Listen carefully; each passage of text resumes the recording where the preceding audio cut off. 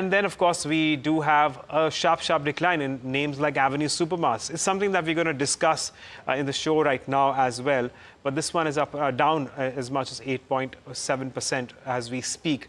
So, well, very divergent moves in the broader markets. And once again, need to keep an eye on how things pan out. But speaking of Avenue Supermarts, well, let's get in my colleague Mahima to give us an idea about, firstly, how the performance has been. Do remember that Avenue Supermarts, there's been a lot of hopes, built into the company, and at the end, we are also looking at heady valuations, which does seem like it's taking a little bit of a hit.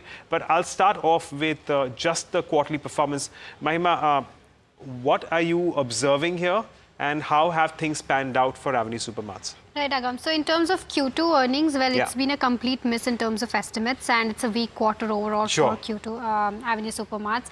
Revenue has gone up by 14%, but margins have taken a hit at 7.6% versus 8% in Q2 FY24.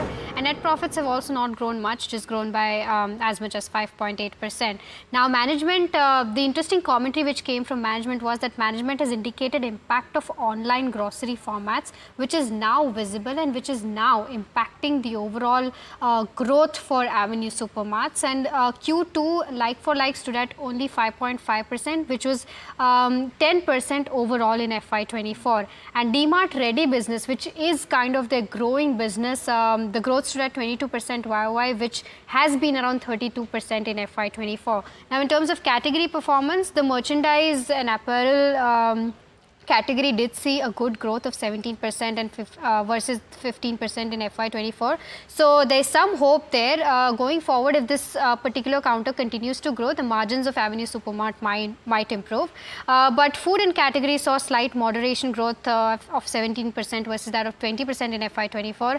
And non-FMCG food was the most impacted, where the growth was 13% versus that of 17% in FY24. Now, in terms of balance sheet analysis, also high capex has been incurred in terms of store expansion, and of course on the back of higher land acquisition as well.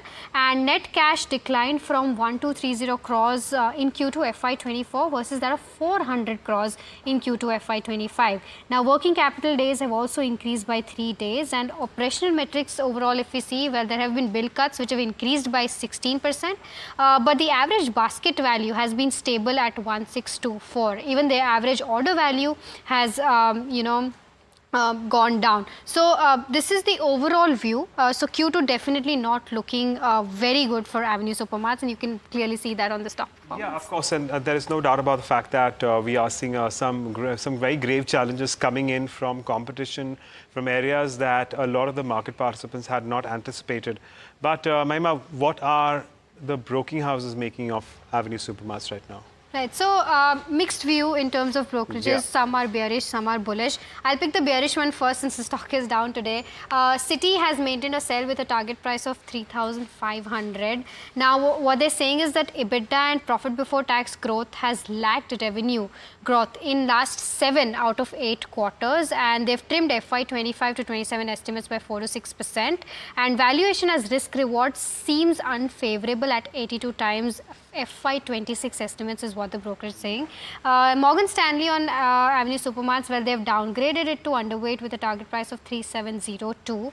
And what they're saying is that online and offline can coexist, but the defenders cannot stay defensive going forward with the kind of scenario that's, with the rise of quick commerce as well. And they've lowered FY25 to 27 top line estimates by 17 to 18%. Now, in terms of bullish views, well, interesting view by Bernstein on Avenue Supermarts, and they've got the highest target price. They've given an outperform rating with a target price of 5,800. And what they're saying is that 1 quarter of results does not indicate a shift from Dmart's long-term strategy, and they believe that value-seeking customers will remain primary purchasers from Dmart, and this will drive growth for Dmart, across India.